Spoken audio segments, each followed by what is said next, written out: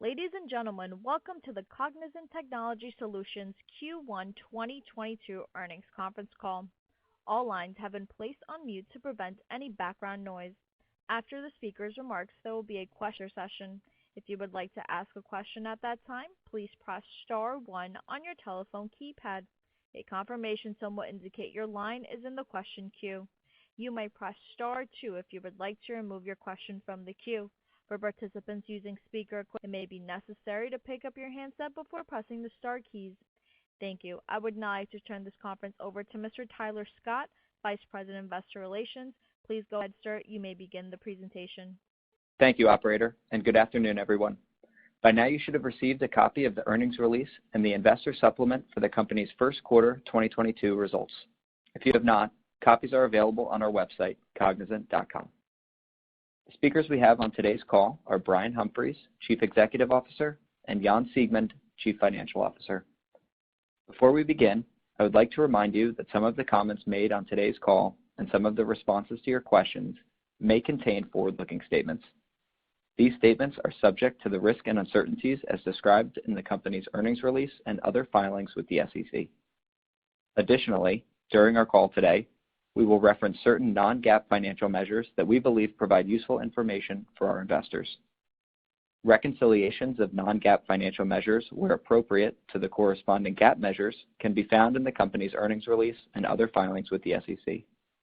With that, I'd like to turn the call over to Brian Humphries. Please go ahead, Brian. Thank you, Tyler. Good afternoon, everyone. Thanks to our talented employees, we delivered on our first quarter commitments in what continues to be an intensely competitive global labor market.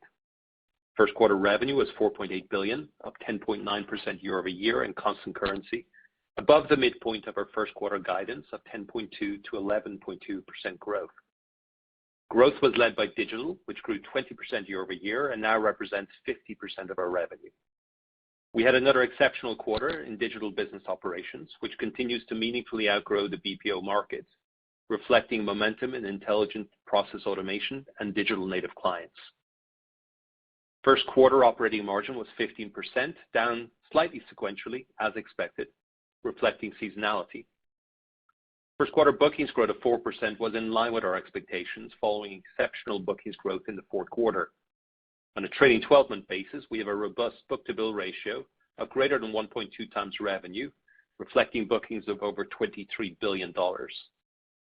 Given a healthy pipeline, we anticipate bookings growth acceleration in the second quarter and for the full year. Over the last 3 months, I've met employees, partners, and clients across 4 continents. While the global economic environment is uncertain, based on these interactions, I remain optimistic about IT services industry demand for the foreseeable future.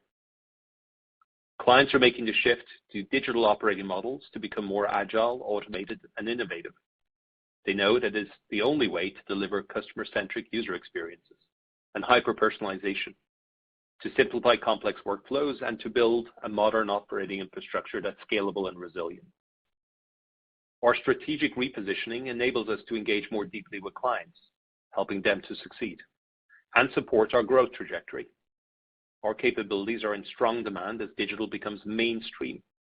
Ultimately, I believe that our scale in India, complemented by our growing global delivery network, will differentiate us as clients seek talent and business stability. Meanwhile, the labor market continues to be challenging, with industry-wide elevated attrition, demand-supply imbalances, and inflationary pressure. I'd like to thank our teams across the globe for their leadership, patience, and engagement as we navigate these challenges and execute against our client commitments.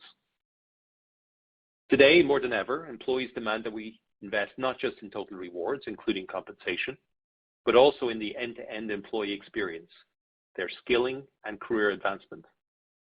Cognizant has always been known for our investment in our people, and in the last year, we built on this legacy with accelerated skilling and enhancements to our promotion framework. First quarter voluntary attrition fell 5 points to 26% on an annualized basis, or 29% on a trailing 12-month basis. While we made sequential progress reducing voluntary attrition for the second consecutive quarter, we anticipate attrition will remain elevated for the full year and will increase in the second quarter, reflecting seasonality. To mitigate labor cost increases and the investments we are making in our people, We continue to execute against a series of measures, including our automation agenda, pyramid and shoring optimization, and indeed pricing. Turning to the industry segments, in financial services, our ongoing recovery continued with growth of 6% year over year in constant currency, reflecting the sale of our Samlink subsidiary in February. We continue to make progress repositioning the business towards higher growth and higher value services and solutions with a more focused client set. We expect the pace recovery in banking and insurance to continue with strong demand for digital transformation. One client whose digital transformation journey we've been supporting is ABN AMRO Clearing Bank. We are transforming the bank's IT landscape into a hybrid cloud platform with a focus on security and regulatory compliance. We'll be implementing an end-to-end secure, scalable, and compliant infrastructure as a service model in support of the bank's IT modernization agenda. In healthcare, revenue grew 9% year over year in constant currency, with particularly strong growth in life sciences. Our investments to modernize the TriZetto product portfolio, which includes the integration of AI and machine learning capabilities, continue to pay off. Our clients are responding to our commitment to deliver next-generation platform solutions that help them offer patients real-time insights and personalized care. We're keeping our products cutting edge, building new solutions across the value chain, and capitalizing on the opportunity at the intersection of health and digital in areas such as virtual care and telehealth. During the first quarter, we announced our collaboration with Microsoft to deliver a new digital health solution designed to improve medical care. Leveraging Microsoft Cloud for Healthcare, our new solution is the first of several planned offerings that combine remote patient monitoring and virtual health, using products like smartwatches, blood pressure monitors, and glucose meters to collect and communicate patient health data to providers. Wellmark Blue Cross and Blue Shield, a leading health insurer with more than 2 million members, is a great example of how we're partnering with AWS to drive digital transformation. Wellmark aims to improve the experience of their stakeholders by accelerating cloud migration and data modernization, all while strengthening their information security. In products and resources, we continue to see excellent growth in client success across travel and hospitality, and in manufacturing, logistics, energy, and utilities. Automation is top of mind for clients like Pacific Gas and Electric, which sought our help to realize their vision for a new digital productivity center of excellence that aims to reduce manual efforts, simplify their automation tools, and provide agile and scalable solutions for their business and IT users. To that end, our IPA team helped deploy Microsoft Power Platform and simplify their tool sets with Cognizant Nero, a recently announced intelligent automation fabric. PG&E is now well on its way to saving 1 million hours of work through low-code, no-code automation. Finally, in communications, media, and technology, we saw continued strength in technology, where we've sustained double-digit growth over the last 4 quarters. I'd like to briefly switch gears now to the future of work, a universal topic amongst the C-suite with enduring societal implications. Organizations around the world are deliberating how to best attract, engage, and retain employees. The events of the past few years have prompted people worldwide to question their life and work choices, including how and where they work. In the meantime, executive teams are determining how to best nurture a company culture and values in the face of today's labor market realities and a hybrid work environment. These socioeconomic questions also intersect with business practicalities, such as real estate strategy, one of the many things we are currently reviewing. One of the prominent business themes of our time is the relationship between purpose and work. Purpose encompasses all the values that drive people's choices, actions, and attitudes, from wider social and environmental goals to professional and personal objectives, such as a healthy work-life balance. That's one reason we put so much time, thought, and energy into developing and activating a compelling purpose, vision, and set of values for our company, which express our commitment to making a positive impact on the environment and the wider society. We continue to advance our ESG agenda, applying our knowledge, portfolio, and partnerships to engineer new levels of environmental and social benefits for our company, clients, and communities. In April, we announced that we will source 100% renewable energy for all our global offices and facilities by the end of 2026. Sourcing 100% renewable energy supports our goal, announced last year, to achieve net zero greenhouse gas emissions by 2030 and responds to client expectations that business transition to a low-carbon economy. We also want our employees, clients, partners, and other stakeholders to better understand today's Cognizant, which is why, during the first quarter, we modernized and reintroduced our brand to mirror the company we've become, the services leader with world-class digital solutions and talent. Our brand now carries the tagline, Intuition Engineered. This is our promise to engineer clients' businesses so they can anticipate and meet their customers' needs with the insight and speed of intuition. As a global company, we will always stand with the right of people to choose a path of self-determination and democracy. To aid humanitarian relief efforts for Ukraine, Cognizant contributed $1 million in grants to several organizations that are delivering food, water, shelter, healthcare, and economic assistance. We join the international community in hoping that a path to lasting peace can be found soon.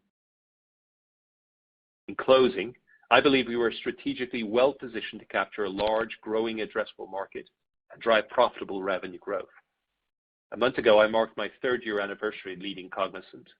While we are a company in transition, our evolution has been significant across multiple dimensions. We're putting the company on a strong growth trajectory, and I'm optimistic about Cognizant's prospects as we bolster our portfolio judiciously to not only build and run clients' technology foundations, but also transform their enterprises into modern businesses. And with that, I'll turn the call over to Jan, who will cover the details of the quarter and our financial outlook before we take your questions. Jan, over to you. Thank you, Brian, and good afternoon, everyone. Our first quarter results reflect continued momentum within our digital portfolio. While overall uncertainty around the economic outlook has increased, we continue to see a healthy demand environment across our portfolio of services and offerings. Q1 revenue was $4.8 billion, representing an increase of 9.7% year over year, or 10.9% in constant currency. Year-over-year growth includes approximately 220 basis points of growth from our recent acquisitions, partially offset by a negative 40 basis point impact from the sale of Samlink, completed February 1st. In Q1, digital revenue grew 20% year over year and represented approximately 50% of total revenue. During the quarter, we reviewed the scope of our digital revenue definition to ensure alignment across digital skills, growth priorities, and our pricing initiatives. This is the first time we have reviewed our definition since we updated it in 2020. Under the new definition, Q4 21 digital revenue would have been about 49% of total revenue, approximately 4 points higher than the 45% we previously reported. For this quarter only, we are also providing some additional information to highlight the change in our digital definition. Under our previous definition, digital would have grown 18% in Q1 and represented approximately 47% of revenue. As Brian mentioned, Q1 bookings grew 4% year over year, which resulted in trailing 12 months bookings of $23.4 billion, representing a book-to-bill of approximately 1.2, unchanged from Q4. We believe this book-to-bill provides us a healthy opportunity to support our full-year growth ambitions. Moving on to segment results for the first quarter, where all growth rates provided will be year-over-year in constant currency. Financial services revenue increased approximately 6%. Trends within this segment were consistent with last quarter, as positive momentum within our North American banking business and improved performance in insurance were offset by softness in our global banking portfolio. Q1 growth also included a negative 130 basis point impact from the sale of our Samlink subsidiary. We remain focused on investing in our talent and digital capabilities while targeting growth opportunities with new and existing clients aligned to our strategy. Healthcare revenue increased approximately 9%, primarily organic, driven by demand for digital services among pharmaceutical companies within our life sciences business, around digitization of clinical trial processes and modernization of manufacturing operations. Products and resources revenue increased approximately 15%, driven by double-digit growth across all subsectors within the segment. Segment growth also benefited from recently completed acquisitions, which contributed approximately 500 basis points to growth. Communications, media, and technology revenue grew 20%, primarily organic, reflecting growing demand for data services and our work with leading digital native clients, which has continued to support growth in our core portfolio. From a geographic perspective in Q1, North America revenue grew 9% year over year. Growth continued to be led by life sciences, manufacturing, logistics, energy and utilities, and communications and technology clients. Our global growth markets, which include all revenue outside of North America, grew approximately 17% year over year in constant currency. Growth was led by 20+% growth in the UK, where we saw strong double-digit growth within financial services, including public sector clients, products and resources, and communications, media, and technology segments. We also continue to experience strong growth in Australia and Germany, driven and powered by our recent acquisitions. Now moving on to margins. In Q1, our GAAP and adjusted operating margins were 15%, as there were no non-GAAP charges in the quarter. On a year-over-year basis, operating margin declined by approximately 20 basis points. The largest headwind remains increased compensation costs, including the cost of subcontractors. Partially offsetting these headwinds were delivery efficiencies, slowing growth of SG&A, and depreciation of the rupee against the dollar. Our GAAP tax rate in the quarter was 23.3%, and the adjusted tax rate in the quarter was 22.5%, which benefited from discrete items which we do not expect to repeat. Q1 diluted GAAP EPS was $1.07, and Q1 adjusted EPS was $1.08. Now turning to the balance sheet. We ended the quarter with cash and short-term investments of $2.3 billion and net cash of $1.7 billion. Free cash flow in Q1 was $186 million, representing approximately 33% of net income. As a reminder, Q1 is seasonally our softest quarter for free cash flow, primarily due to the timing of bonus payments. DSO of 72 days increased by 3 days sequentially and by 2 days year over year. During the quarter, we repurchased 5 million shares for $444 million on our share repurchase program and returned $143 million to shareholders through our regular dividend. Turning to guidance. For Q2, we expect revenue in the range of $4.9 billion to $4.94 billion, representing year-over-year growth of 6.8% to 7.8%, or 9.3% to 10.3% in constant currency.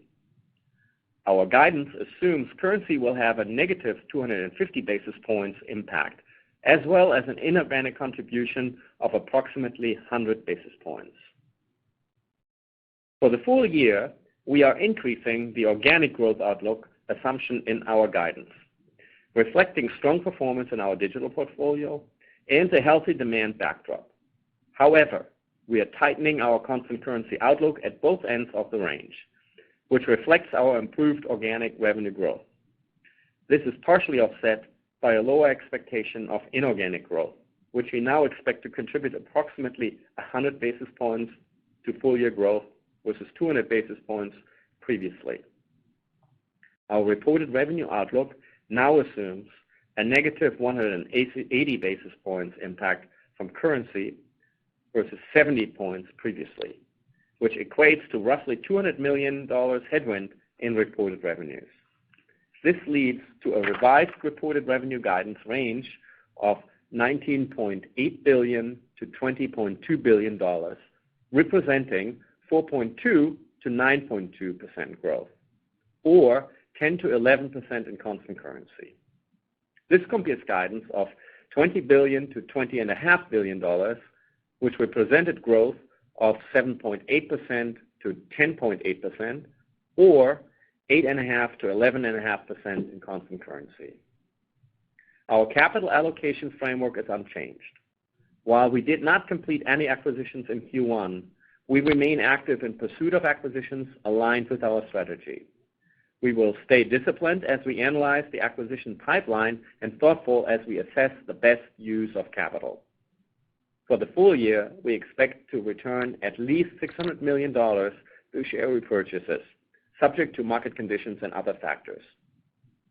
Moving on to adjusted operating margin. Our adjusted operating margin outlook is unchanged, and we continue to expect approximately 20 to 30 basis points of expansion versus 2021. Our outlook for operating margin continues to assume industry supply side constraints and elevated attrition for the remainder of the year. Headwinds to operating margin include increased compensation costs, T&E, and return to office costs, which we expect to offset through delivery efficiencies, digital revenue mix, pricing, and SG&A leverage and discipline. We currently expect to see some gradual improvement in our operating margin in Q2. This leads to our full-year adjusted EPS guidance of $4.45 to $4.55, compared to $4.46 to $4.60 previously, which primarily reflects the FX impact on our reported revenue outlook. Our full-year outlook assumes interest income of $25 million and average share outstanding of approximately 522 million, both unchanged from our prior outlook. We also continue to expect a tax rate of 25 to 26%. Finally, we are still targeting full-year cash flow conversion of approximately 100% of net income. However, there are several moving pieces that could cause us to fall below our goal. Key factors impacting our conversion rate include the timing of certain payments, cash taxes, and higher CapEx. We remain focused on our working capital initiatives to offset these headwinds for the remainder of the year. With that, we will open the call for your questions. Thank you. We will now be conducting a question and answer session. If you would like to ask a question, press star 1 on your telephone keypad. A confirmation tone will indicate your line is in the question queue. You may press star 2 if you would like to remove your question from the queue. For participants using speaker equipment, it may be necessary to pick up your handset before pressing the star keys. In the interest of time, we ask that you limit yourself to one question and one follow-up. One moment while we poll for questions. Our first question comes from the line of Tien-Tsin Huang with JP Morgan. You may proceed with your question. Thank you so much. Good afternoon, everyone. Just I want to ask on bookings up 4%. You said that was in line. I think the math, I guess my simple math suggests that it's a pretty solid book-to-bill in the quarter too, in addition to the trailing 12-month figure that they shared. Is that accurate? And maybe can you give us a little bit more on why you're confident in the acceleration for the rest of the year in bookings? Thanks. Hey, Tien-Tsin, it's Brian here. So, look, all in all, we actually had an exceptional Q3, Q4 in bookings. If you remember, both quarters were up in excess of 20% year over year. And so some of that, there's natural behavior in a commercial team to pull in bookings in the latter part of a year to maximize their variable compensation. So the compare is what the compare is. But I feel very good about where we are, a book-to-bill of 1.2. The book-to-bill in the quarter is fine too, and generally good momentum behind digital bookings as well. So our pipeline plus the book-to-bill ratio, which is very healthy at this moment in time, give me confidence that we continue to do the right thing.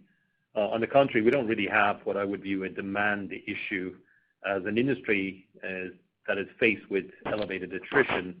The trick is always to optimize how much you want to sell. Otherwise, you'll end up frustrating clients if you can't deliver against it. So it's more a demand, supply, and balance, labor cost, and attrition dilemma than a top-line dilemma at this moment in time. Now, in the same vein, I'll be the first to say that the economic backdrop is uncertain, and therefore we continue to monitor, as you do, on a daily and weekly basis, the war in Europe, the inflation or the risk of stagflation, the broader economic sentiment, of course, and how this may impact not just us, but our clients, and therefore indirectly us. But at this moment in time, despite an uncertain economic backdrop, I'm certainly optimistic about the IT services demand picture for the foreseeable future and our role within that. Great. Yep. No, that's encouraging and fair. So thanks for that, Brian. I guess my quick follow-up just on the inorganic change in the outlook, is that a function of maybe some deals falling out of the pipeline, or just a timing issue with what you've seen year to date? Just anything else to add there would be great. Thank you.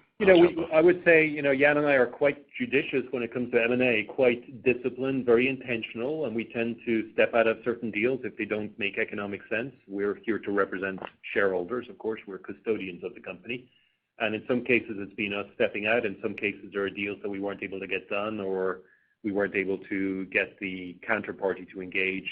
There's no fundamental change to our philosophy with regards to M&A. We continue to view that as a core element of our capital allocation framework, certainly a core element of us executing against our strategy. And where we do M&A, it will be in tune with our digital aspirations, key vertical aspirations, geographic expansion, and of course our desire to be a little bit more advisory-led.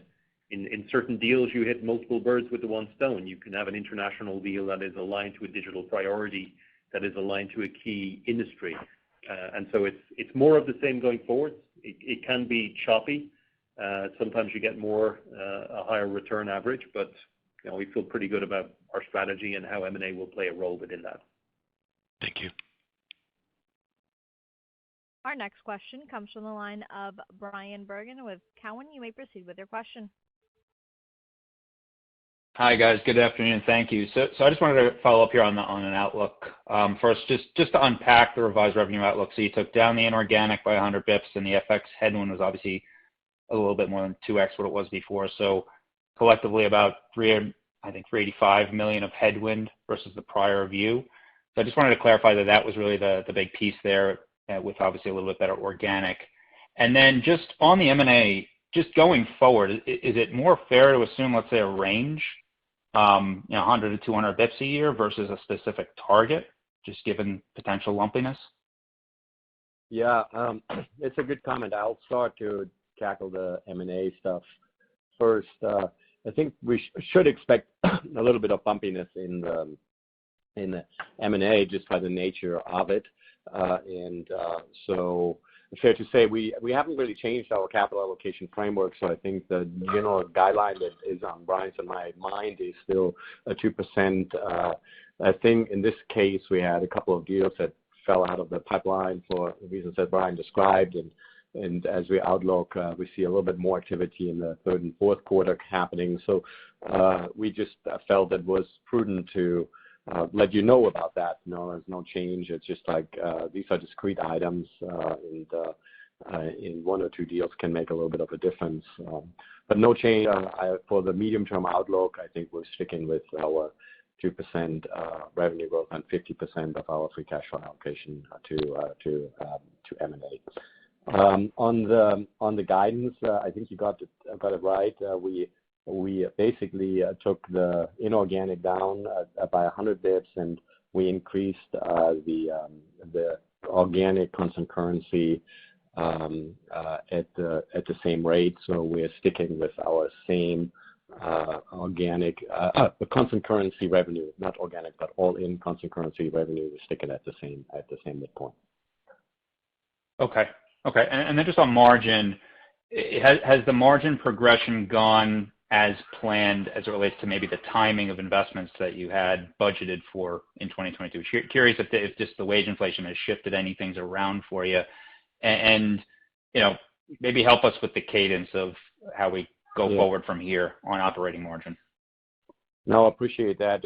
You're familiar that our margin profile throughout the year has a typical curve, with the second and third quarter being stronger, and we anticipate this year to have a typical curvature, so to speak, on margin. Clearly, you have seen an increased pressure on compensation costs, and so we have built into our forecast, of course, offsetting measures relative to improvement in our cost delivery efficiencies, investment into automation. We have, of course, pricing is rolling out throughout the 4 quarters and will gain momentum throughout the year. So all these things have to be coming together in order for us to achieve the 20 to 30 basis points of margin expansion, which is our best outlook right now that we have. Okay, thank you. Our next question comes from the line of Moshe Katri with Wedbush. You may proceed with your question. Hey, thanks for taking my questions. I have 2. Can we get some more color on subcontractor use? I think you indicated that was one of the factors impacting margin for the quarter. Maybe kind of look at that versus percentage of revenues, where it hasn't been trending. And then on top of that, maybe some color on the weakness you mentioned in your banking portfolio. Is that the same kind of issue that we've had during the past few years? Is that anything different? Thanks. You broke up in the second question, the weakness in your banking portfolio, and you indicated, and the question is whether this was the same weakness that we've been talking about for a couple of years now in BFSI. Thanks. Oh, BFS. Okay, perfect.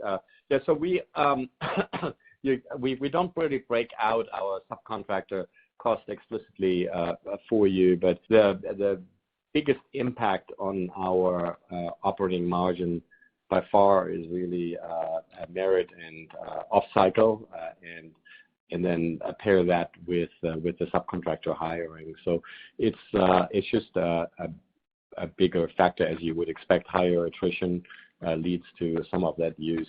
I don't think we're breaking it out publicly. Those were the major factors on it. BFS continues to be on a good path. We see steady expansion. You mentioned in my call that Samlink went out of the revenue. That put a little bit of pressure in the European banking and financial services revenue growth, but overall we see a steady improvement that shows that we are on the right path here. There's actually increased digital bookings. There are cool projects, as Brian mentioned in his call, that are driving up. So as I think Brian used in his call, the continued and steady improvement for BFS is kind of where we are. We're not at the end of our work here, but we're feeling we are on solid ground. Understood. Thanks. Our next question comes from the line of Lisa Ellis with MoffettNathanson. You may proceed with your question. Sure. Thank you. Good afternoon, guys. I'll start with the inflation question, and specifically, I know you called out you're taking some pricing actions. Can you just elaborate a bit on what components of revenue will be affected? Is this mostly in your time and materials business that you'll be able to affect through pricing? And then also a bit of a more strategic question on inflation. How is it affecting your clients' agendas or mix of work at this point? Yeah. Thanks. Yeah, we have clearly the pricing is always part of our business model, and many of our clients obviously have regular price increases built into their contracts. But I think the extraordinary situation of wage inflation and cost pressure that also our clients experience has, I think, opened more opportunities for us to drive pricing initiatives across the entire company. And I think we're deploying really a variety of approaches, each client a little bit individualized to it. But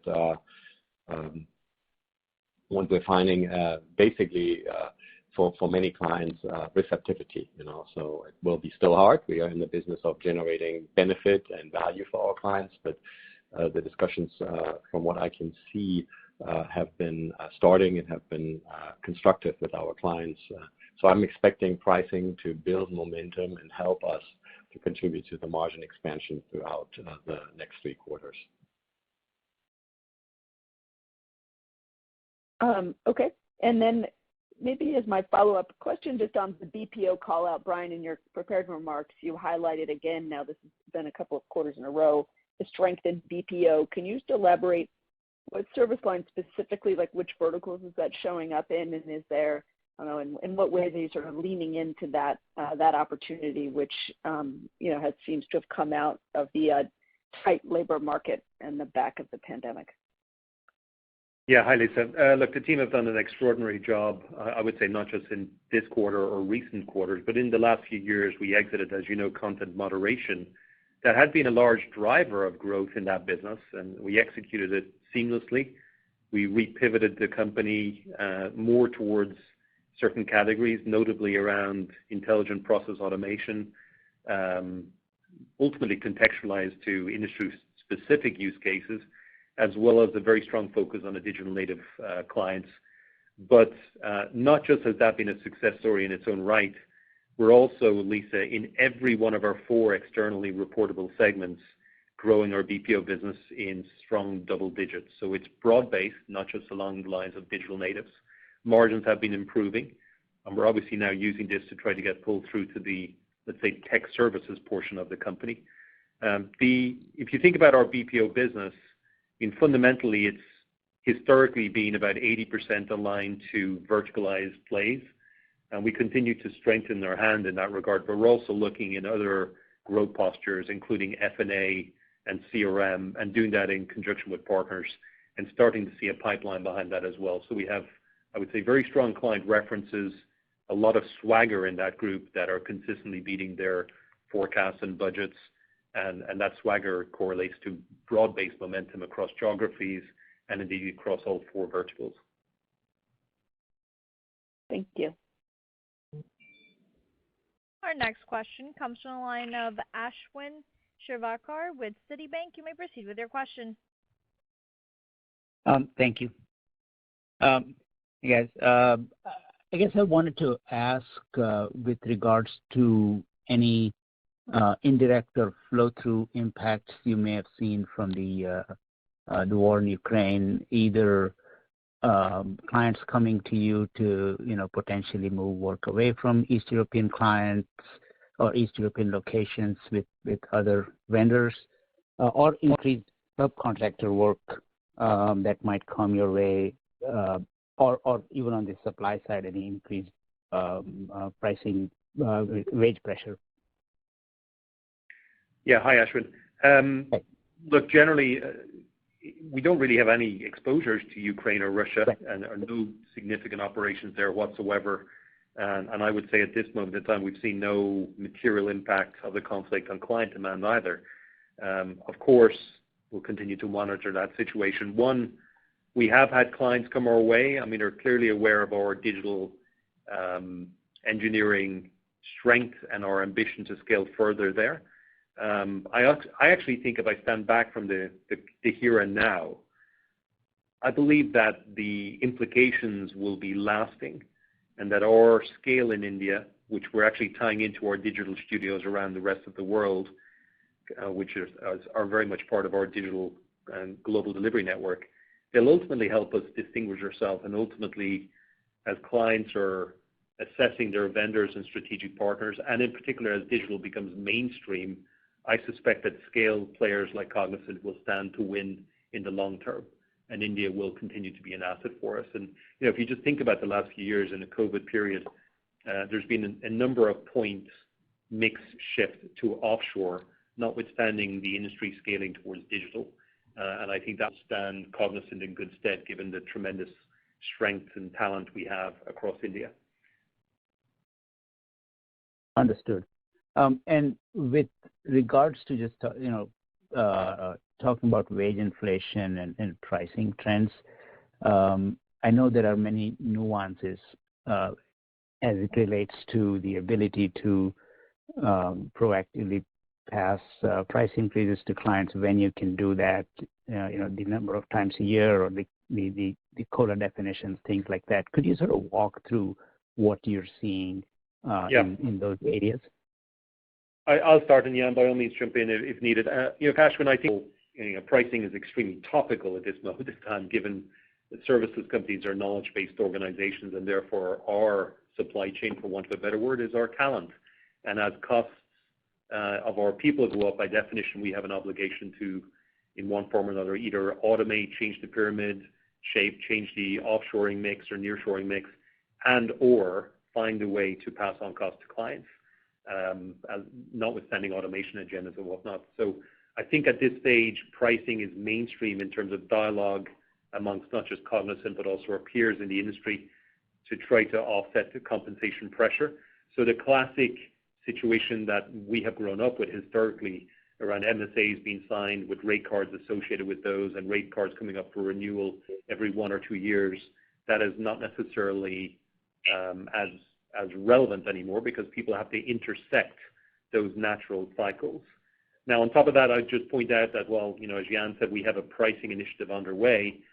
Clearly, the business model evolution of Cognizant, which has been quite intentional in recent years, including a much greater shift toward digital and a commitment to try to evolve from being a provider of resources to be a solution provider that enables clients to address their pain points by selling, solutioning, and delivering client outcomes. That puts us in a position where we are competing with sometimes very different competitors, and we may have some margin opportunity via pricing leverage as well. So both of those factors, I think, are pertinent at this moment in time. Understood. Thank you very much. Our next question comes from the line of Rod Bourgeois with Deep Dive Equity Research. You may proceed with your question.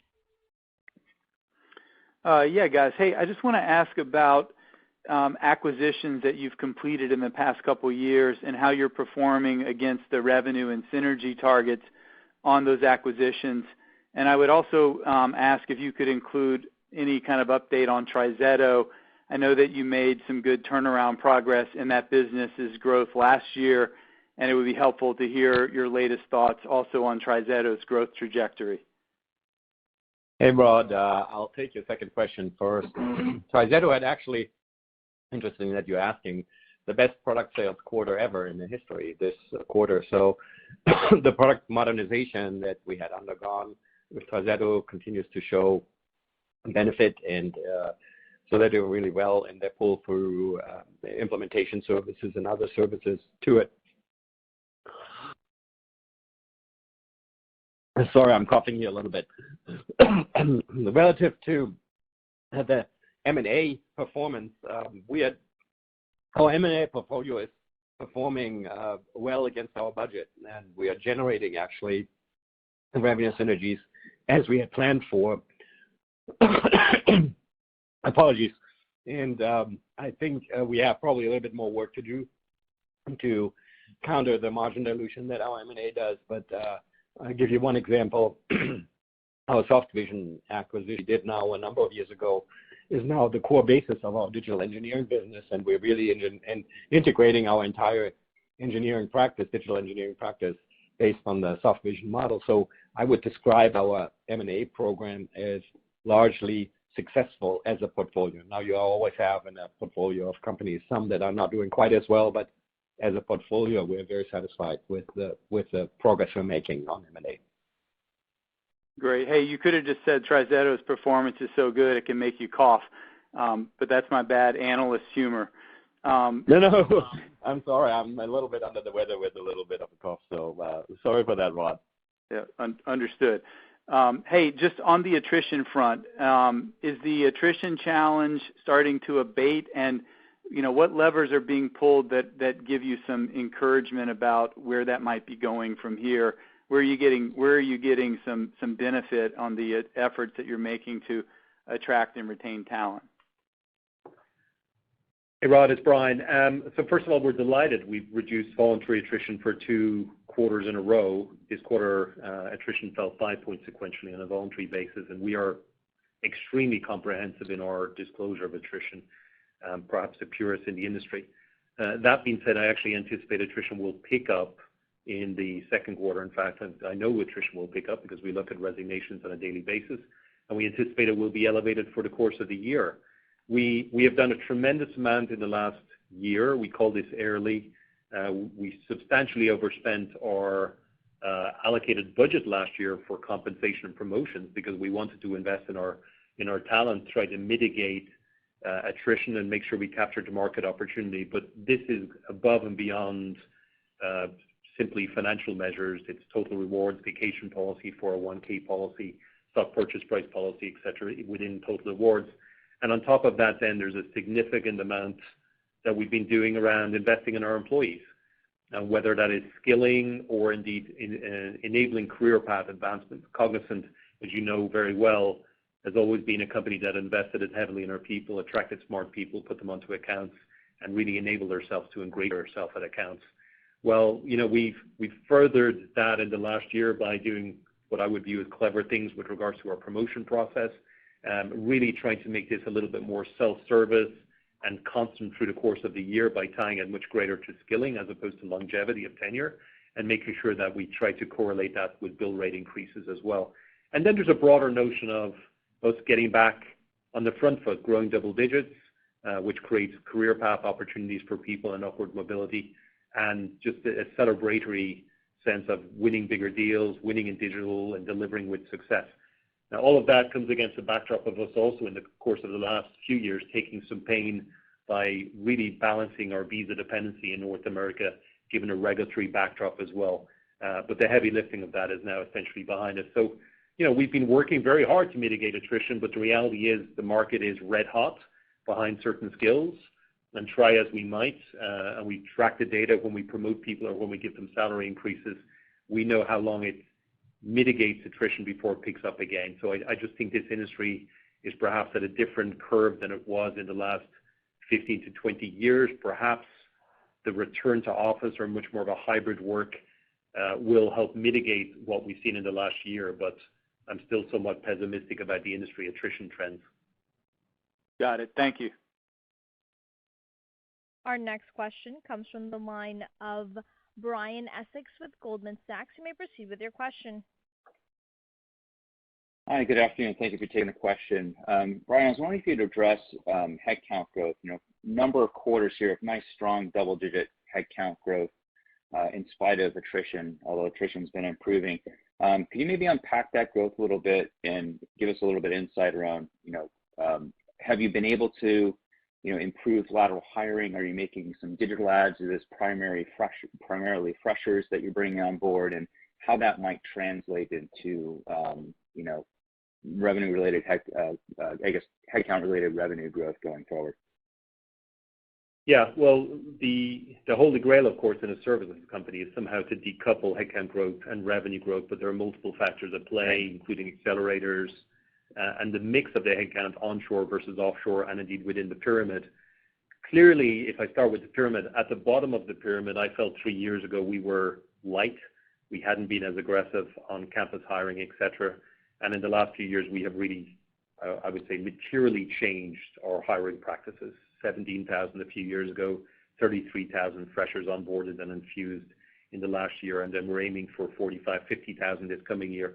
And I'm assuming that will continue to grow. So that, by definition, adds headcount at lower levels from a billing perspective. And clearly, as you go through right-size that, then you bring people on board, you get them trained for a few months, you infuse them into accounts, and ultimately get them into more billable type roles.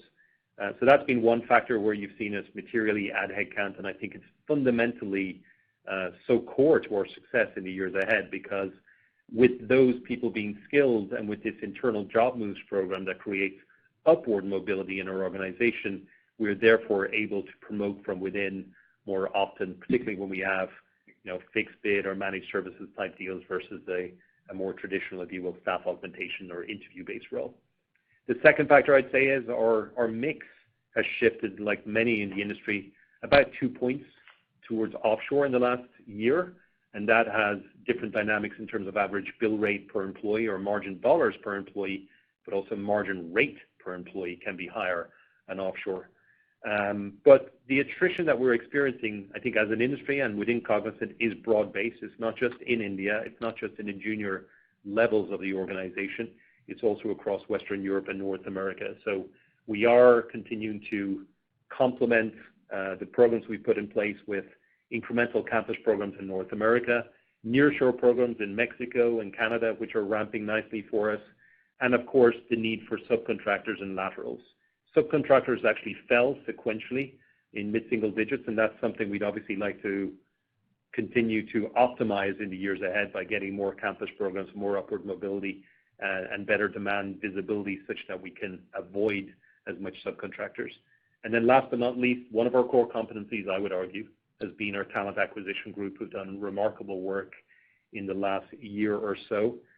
Certainly the offer to joiner ratio has eroded in the industry, and Cognizant is no different, but nonetheless we have an incredible capability to bring in tens of thousands of employees per quarter, and I'm firmly of the opinion we're not yet hitting our stride in terms of our revenue potential, so we want to continue to scale our operations to get after the market possibilities that are out there. Got it. Very helpful. I appreciate that. And maybe just a quick follow-up for Jan. On FX, maybe any way to quantify the contribution from rupee depreciation versus the dollar, and how you might be thinking about that going forward, given the margin guidance you've given? Yeah, I actually the Rupee movement going forward, which is largely affecting basically, of course, our cost base, is, as you know, moderated by our hedging program. So we really don't make an assumption around this.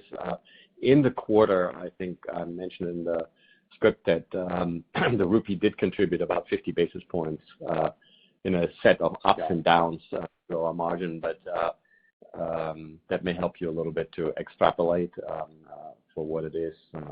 So this is largely driven by our revenue forecast. That's going to be the euro and the pound are going to be the most impactful one in that.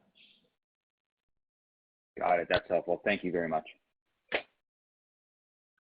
Our next question comes from the line of Keith Bachman with BMO. You may proceed with your question. Hi, thank you very much. I'll ask my two questions concurrently since they're related. Brian, first for you, since you last gave guidance, based on our discussions with folks in India in particular, it seems like wage rates have actually moved against you. In other words, wage rates have gotten more expensive even over the last 90 days. And assuming that supposition is true, what is going right that allows you to maintain the margin guidance even with perhaps wage rates getting more onerous? Now, perhaps you assumed in the previous guidance, that wage rates were going to continue to move against you, but is it as simple as pricing? Because when we do our calcs on the rupee exchange rate, it's not enough to offset the change in wage rates even over the last 90 days. So, A, what is going right that helped you maintain the guidance? And are you comfortable that, in fact, with the current wage rate structure, you're leaving enough room, as you said, to strengthen your hand or, invest appropriately for the longer term? Well, we have continued to invest in the company. As you know, over the last few years, our SG&A has outgrown revenue and margin dollars substantially on a year-over-year basis for a whole host of initiatives, from IT security to marketing to reinvigorating the commercial momentum story that is now fueling the growth that we're seeing. Keith, by definition, it's not an easy environment. By definition, when we look at forward guidance, we anticipate not just the here and now, but potentially, the trends that with every passing month and quarter, we have more lateral hires that we're bringing in from the outside, which are coming in at rates. But I still feel in the same vein that the negatives of labor cost increases, the attrition impact on utilization, the increased costs associated with travel and entertainment and return to office, we still have possibilities to offset that with moderated SG&A growth, with revenue growth leverage, pyramid optimization, shoring optimization, automation, real estate, and of course pricing. And arguably pricing is the big one. We are seeing some nice green shoots there. It's a programmatic approach that Jan and I are heavily vested in with our pricing team globally and with the markets to make sure that we have the courage to talk to clients around the importance of investing in our people, which will help mitigate attrition on their accounts, and the various other actions we're taking. So pricing is ultimately the factor that gives us an ability to maintain margin growth of 20 to 30 basis points for the year. Right. In other words, those pricing discussions, even since the beginning of the year, those are perhaps a bit more favorable, where clients are willing to listen, or it's a more equitable discussion at least. It sounds like. Look, let's face it. I mean, in every C-suite conversation that I have as I go around the world, we all end up talking about multiple things around return to office, hybrid work, culture, and also about labor and supply chain disruption. And many clients over the years, as you know, have brought certain skills in-house, and they're all dealing with the same trends we are dealing with ourselves in terms of elevated attrition and labor cost increases. So it is quite topical. It's quite known throughout our client base, and we're not the only company in the world approaching clients outside of standard renewal dates to intersect the classic rate card work. It's heavy lifting. It's not easy. I want to call out my team globally.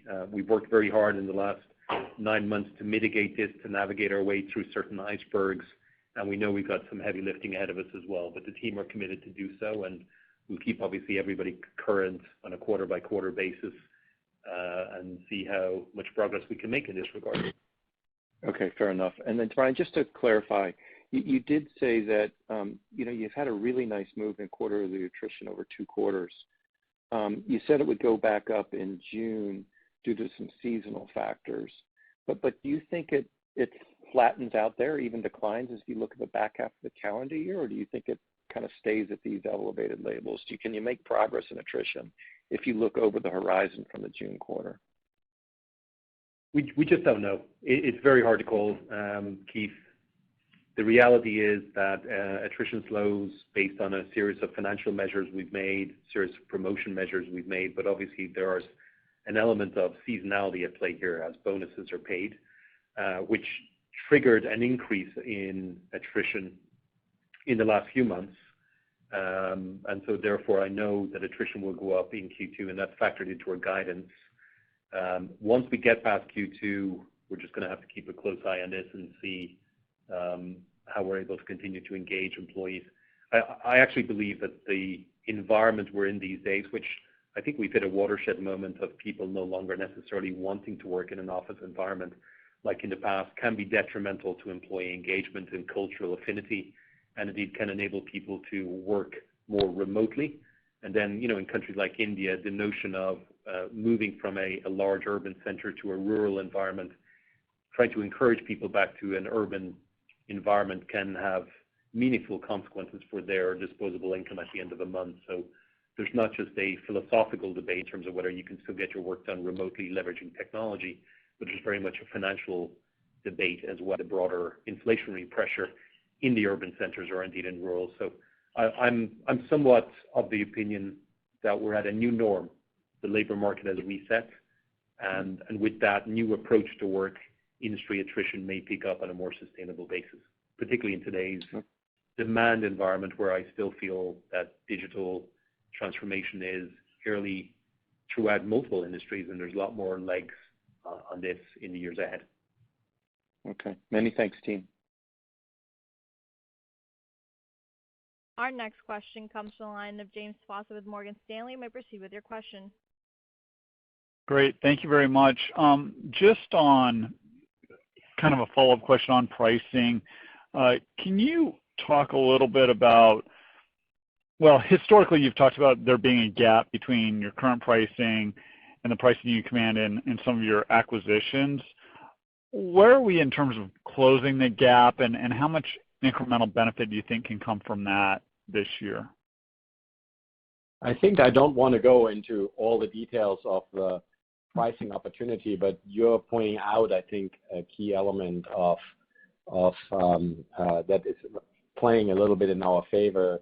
The shift towards digital is on its own helping because we have a higher gross margin in our digital business. We're focusing obviously also on the pricing of these high in demand resources, and so that gives a little bit more pricing opportunities. Also, these projects tend to be a little bit shorter term compared to other long-term contractual things. So in that area, we're going to expect to make some progress, and I think our clients have also shown more receptivity in the area of these of digital skills to discuss pricing with us. So I think that's helping. So you have a double effect of driving higher share using our acquisitions and pricing levels that have been established by our acquisitions as a guide to establish better pricing levels for the entire enterprise. So I think you intuitively pointing out one area that gives us is definitely part of our overall thinking relative to revenue generation. There's also an element, if I come back to the question is really the overall margin discussion, and pricing has been a focus on this call, but we do have, with our shift towards hiring of Gen Zers, dramatically shifted our cost pyramid development, and the internal promotions not only help, of course, generating better career pathing for our associates, but also help us to mitigate the cost of lateral hires. And we hope that as we execute on our strategy of increased Gen Z hiring, and we plan on cost efficiencies and in our delivery model, helping in a similar way as to offset compensation pressure that we've been seeing just on wages, basically. Got it. And then, how would you talk about, and maybe this is for you, Brian, how do you feel about the current state of your delivery organization and even outside of attrition? Obviously attrition and hiring is always going to be a challenge for delivery, but how are you feeling about that structurally and skill-wise, et cetera, and any unique challenges outside of hiring and attrition that you want to make sure you try to address as we go through the rest of this year? I'm very proud of our delivery organization. At the end of the day, Cognizant is a delivery company. Whatever we sell is little more than a commitment to actually go and deliver against that. And come what may in the last few years, humanitarian crisis, a cyber attack, and of course in today's elevated industry attrition, our delivery team have gone the extra mile time and time again to satisfy client demand and juggle various balls. So I'd like to compliment them. We, of course, are complementing India as well by bolstering that with a global delivery network in Europe, in North America, onshore as well as nearshore locations. So they've done a really nice job for us. As we evolve the way we show up to clients and lead with advisory capabilities to sell solution and deliver outcomes by industry, addressing client pain points, of course, there is an evolution that's happening in our delivery organization. And that includes how we solution and project and program management, and of course the degree of efficiencies and accelerators we're able to use within our portfolio. And that's something we're making good progress on, and at some stage in the future we'll talk more about that externally. But our delivery organization is the heart of Cognizant. I frankly was in India probably 4 or 5 weeks ago. I'll be back there in the coming month or two as well. A lot of my team have been there in more recent weeks. I actually characterize the morale and the vibe amongst the delivery organization to be perhaps the highest it's been in the last 3 years. I really feel very good about where we are, notwithstanding the pressure everybody's been under, given these either self-imposed or exogenous events. Great. Thank you, guys. We have time for one more question. Our last question comes from the line of Brian Keane with Deutsche Bank. You may proceed with your question. Hey, guys. Thanks for fitting me in. I'll keep it short here. I guess I know focus of the company's been to do larger deals. Just get an update on how that pipeline looks and if you're being able to close some of the larger deals. And then kind of the secondly, is there a bookings target for the year that we should think about? I know we started at 4%. You're talking about an acceleration. I know we've done mid-teens the last couple of years, just trying to get our models set up correctly. Thanks. Yeah, look, I think fundamentally, given the revenue guidance Jan and I gave in November last year and the multi-year outlook, as well as the current guidance for 2022, we got to maintain a book-to-bill ratio at 1.1 or above. That's certainly directionally what's going to be needed for us to achieve those goals. I always think it's very important to underscore the importance of thinking about bookings across a trailing 12-month basis.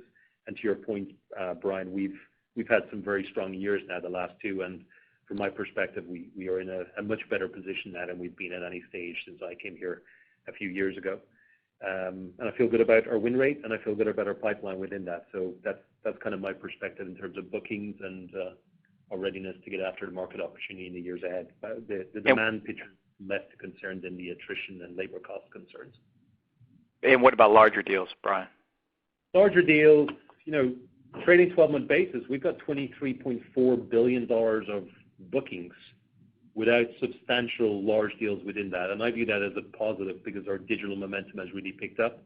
But certainly with, I would say, strong delivery capabilities, strengthening project and program management, strengthening solution discipline within Cognizant. We are continuing to review the opportunity to get into some larger deals, and hopefully we'll have some good news for you on that in the next few quarters. Some of those will be aligned to really strategic industries for us, like FSI, where we've done some good work in recent years. We cleaned up our portfolio. We refreshed our client-facing teams, both in delivery as well as in commercial, and we got a very strong industry solutions group that needs to continue to get stronger. And we've been spending a lot of time with clients that we haven't sold to in recent years, and I think we have the opportunity to get into some of those larger accounts as well. So hopefully you'll see something in the coming quarters in that regard, but our momentum has ultimately been carried by digital momentum, the reinvigoration of our commercial sales team and client centricity at our core, clearly a broader portfolio that's more compelling than ever before, which has been intentionally built to expose us to higher growth categories. Our international expansion, I'll call out the UK, our second largest country after the US, growing consistently now 20% plus, is a really strong success story. And then, of course, if we get post-merger integration opportunity to scale into our accounts, if we can complement all of that with a few larger deals per year that will be done opportunistically, judiciously, there's a lot of potential left in this company, and I really feel good about that. Okay, with that, thank you very much for joining us today, and we look forward to speaking with you soon.